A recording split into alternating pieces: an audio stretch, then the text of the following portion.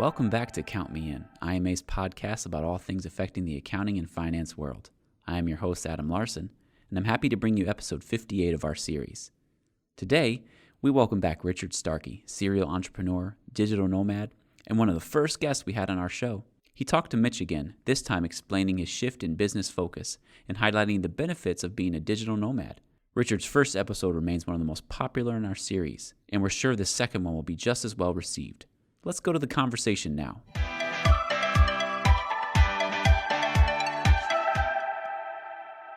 The last time we spoke, you talked about how Kronos now automated a lot of accounting services. I know we've kind of focused on the small to medium-sized businesses, entrepreneurs, the opportunity that you recognize. Since that conversation, how has your business focus really changed? I think it's been quite an interesting journey because we've landed up actually narrowing our niche quite a bit, and that's been driven by our marketing. As I personally have learned more about marketing, which is key to any any digital nomad world. If you can't market online, you can't earn an income. And the other aspect is also just increasing, the speed at which we learn about the new systems that we implement and the way we implement them for clients has become a lot less. So we can implement a new system in a fraction of the time compared to what I thought we would be able to even a couple of months ago. So I think we've learned to kind of be the master of a very small niche. We get things done quickly, and we've learned to market into that niche in a much more effective way. Our clients get the gains because we are able to pass a lot of the cost savings along to them. But also we get to keep a bit of those gains, which means we're more profitable on that space that we make. And I've learned in that space that as an accountant, and I think I'm definitely going to generalize in my next statement, but we do have a tendency to overcomplicate things, right? The tail wagging the dog, as it were. And I've just really learned about the importance of the Pareto Principle, the 80-20 rule. And the reality that although accounting is incredibly important to us and perfectionism in that space is quite difficult to overcome, for most of our clients who are entrepreneurs, the accounting and back office function is never going to be something that turns them on, gets them excited, right? It's something that has to be done. And only if it becomes an absolute priority if something's gone wrong, really. So yeah, it's been a very interesting space, especially in the digital nomad world, because that's what we are, my wife, myself, our staff, but that's who our customers are. And I just want to kind of clarify something for our listeners too. You mentioned the Pareto Principle and 80-20. What, in your opinion, is the end goal of following this principle? What are you actually trying to accomplish? The end goal is that we need to deliver on an objective. So obviously it's about setting the objective correctly, but that 80-20 rule for us as accountants means that we actually deliver. We don't land up running over budgets. We don't run into never systems that never end. So it's about delivery and efficiency in that delivery. So I think, being in this technologically advanced, business environment, having the opportunity to really complete, I know what you said about 80% of what you're looking for with automation. So roughly 20% of the time, that's where the cost savings comes from that you were referring to, right? Oh yes, absolutely. So I think there's the kind of set the 80% of aim to deliver the 80% in the 20% time, and then along with that, another application of the Pareto Principle, which we've discussed previously, is looking to automate a lot more of the effort and cost. So if we can achieve 80% of what we want in terms of automation with 20% of the effort and cost, well, geez, then we have to let go of perfectionist tendencies and deliver on what the customer wants, because ultimately the customer will also want that at a lower cost. So if you can deliver 80% with automation, with 20% of the effort, why not? That's perfect. Yeah, I just wanted to make sure that, we kind of clarified that. And another term that you've referenced now is the digital nomad. And I know, I've done a little bit of research on this, and my understanding is it's essentially someone working exclusively online. So I just wonder if you can kind of expand on that a little bit and tell us what that really means to you and for your firm. So first of all, I agree in terms of the simpler kind of view of the term digital nomad. It's all about someone who can work online.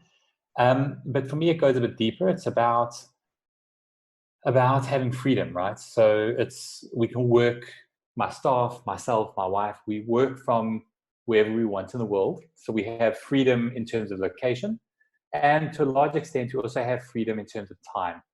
Um, so we could be working, and we've done this quite recently, sitting on a beach in Cape Town, sitting with a non-alcoholic beverage while we're doing our work. But we could just as easily be sitting in a coffee shop in Italy. So that ability to work online and deliver the same results, but actually at a lower cost, is what drives our effectiveness in the digital nomad space, if that makes sense. Yeah, that's great. And I am quite envious of sitting on the beach in Cape Town. I think that sounds like a great place to work. Um, but I know, you're not the only one. And what I mean by that is many businesses are going online. A lot of client services are being provided remotely. So I'm sure you can speak to this better than I can. What are some of the challenges of working in that kind of environment? So I think there's quite a few challenges that come with it, far outweighed by the benefits.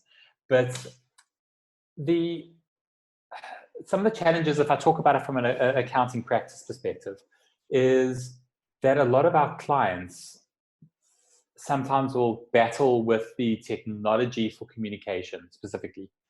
So you and I might be comfortable on Zoom. Another customer might understand Google. Another one might know Skype. And this is actually quite a geographic thing, which is interesting. Um, and learning when you actually just got to pick up a phone for some clients. So I think the challenges really come down with your client's comfort with the technology that you use. And I'm also seeing a shift in order to make that easier, which is really a way of overcoming some of these challenges, is I'm really enjoying the shift to single sign-on across devices. So sign in with Google, sign in with Facebook. So I genuinely will try and overcome these challenges that customers feel about the fear of new technology or a new system by trying to find applications that fit with the accounting software, with the inventory management software, etc. That fits with software that they already have sign-in for. And I'm just loving G Suite at the moment. I'm testing out Zoho as well, which is interesting. But along with that, the kind of real top Western brands, so if you think about G Suite, HubSpot, Xero, or QuickBooks, all of them are also starting to develop a similar look and feel. You'll see the fonts look similar. The use of negative space and design and user experience looks similar. So I'm not sure if they're doing that on purpose or if it's just the design trend. But it is quite interesting. I'm noticing that a client who's comfortable in G Suite will generally be comfortable in HubSpot, be comfortable in QuickBooks or Xero, because it looks and feels similar. So the challenge is I might find a new toy. At the moment, I'm playing around with Zoho because of the Zoho One package that just looks like incredible value, but the look and feels different. So I've spent all this time building out customers into a nice combination that looks and feels similar. And Zoho's got a different thought process behind it, a different design. So for me to convert a customer into that space, even though there's savings, the learning curve is the challenge because now it looks and feels different again. Very much how, even go back 5 years ago when you were trying to get someone to move from Skype to Google Hangouts, or especially in the US, Zoom is taken over, right? So it's that look and feel and familiarity, which is the human nature. Doesn't matter if it's what car they drive or what technology they use. And how about, and that was kind of really focusing on, I would say, the communication with the clients, right? And how you're able to kind of essentially deliver the services of your business. But what else is it about this digital nomads business and, you know, AI, different things that affect traditional accounting? Like I know you had briefly mentioned earlier some of the things that go into, potentially like reconciliations or financial statements. You know, how has that part of your business really evolved even more? It's been such an interesting last 12 months, I would say. The the development of I'm not sure if AI is the right word, but I think of it in my layman accounting mind as artificial intelligence, is the ability for software, for instance, to read a document, learn how it's been extracted and allocated before, and replace or speed up a huge amount of what used to be a manual bookkeeping process.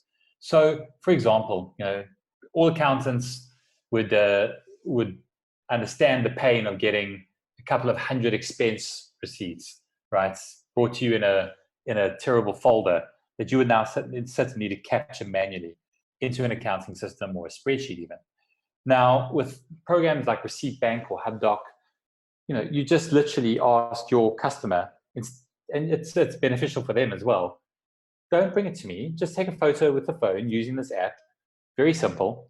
Every day that's uploaded, Receipt Bank, HubDoc, whatever system you're using, reads those receipts and is incredibly accurate and has learned which accounts those need to be allocated to.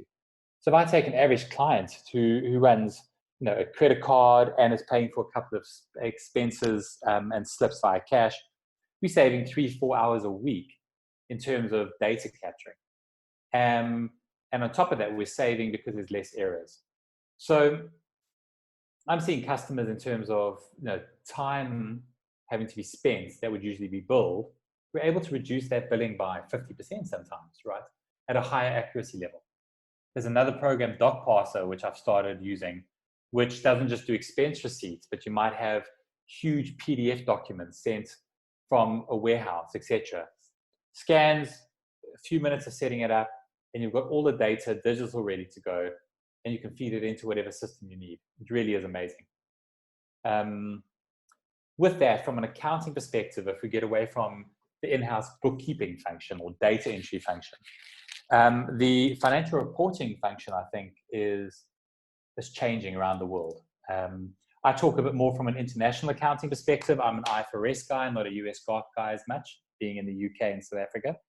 But and I believe the US is a little bit further ahead of the rest of the world. But these standard setters are now really working hard on what they call their taxonomy, right?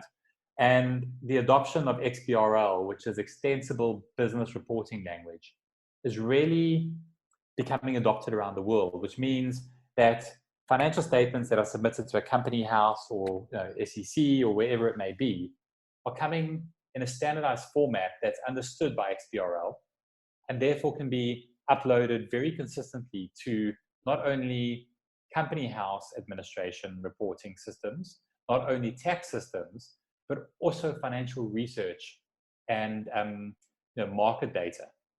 It really is changing the way that we're able to use financial statements in a large scale. I hope that makes some sense. Absolutely. And I think it's a great way to kind of wrap up the conversation. And, we started off by talking about the different advancements in technology, how that's kind of reshaped your business, and you really tried to focus on this niche market. My last question to you is, you seem to be very forward thinking and proactive in adopting these new technologies, recognizing opportunity. Where do you see some potential room for improvement in the business as it stands now? What do you think might be next as far as adjusting your services and making it even more valuable to your clients? The next step in terms of my Kronos Now business, which I'm sure a lot of other smaller practices, we aim to keep small so we can keep high levels of customer service, etc. But you also want to be able to scale to some extent. And the old model of accounting practices where you would have an army of first and second year young accountants with a few senior people We'd have a systematic approach with data going in and coming out. But now that's not where you're making money anymore. You can't justify charging big fees for data capturing.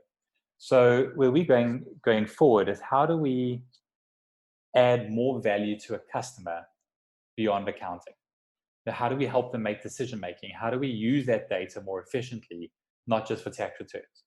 So at the moment, it's quite an interesting space because I've got a lot of experience at CFO and CEO level over the last 15 years before I came back to the accounting space. But to transition that knowledge in a formulaic and systematic way is something that I'm wrestling with now. I do have a sense that as all this data and these systems are being built out, computer processes and systems will be able to drive accountants adding value, even though they might not have the experience. So it would be a bit like a doctor who, maybe doesn't study for 7 or 8 years in the not so distant future, but maybe he can have a shortest amount of studying and a shorter amount of experience, that he can get out and have a bigger impact quicker because he has this huge medical reference behind him, right? That the computer can almost help with the diagnosis. I think accounting systems and financial systems will help with business diagnosis and entrepreneurial diagnosis. So that, along with the global kind of nature where my business is going, is starting to lead me to really think about how do you help not just the business, but the entrepreneur be a true digital nomad? How do they go where they're treated best, where the tax rates fit what they're getting back from that country? How do they get the freedom to, go live in Europe, go live in Asia if they want, while still running their business with a proper system of process and control? So we're learning about that next stage. What's beyond the accounting system? The accounting system works nicely. It works smoothly. It's nice and cost effective. How do we add more value? This has been Count Me In, IMA's podcast, providing you with the latest perspectives of thought leaders from the accounting and finance profession. If you like what you heard and you'd like to be counted in for more relevant accounting and finance education, visit IMA's website at www.imanet.org.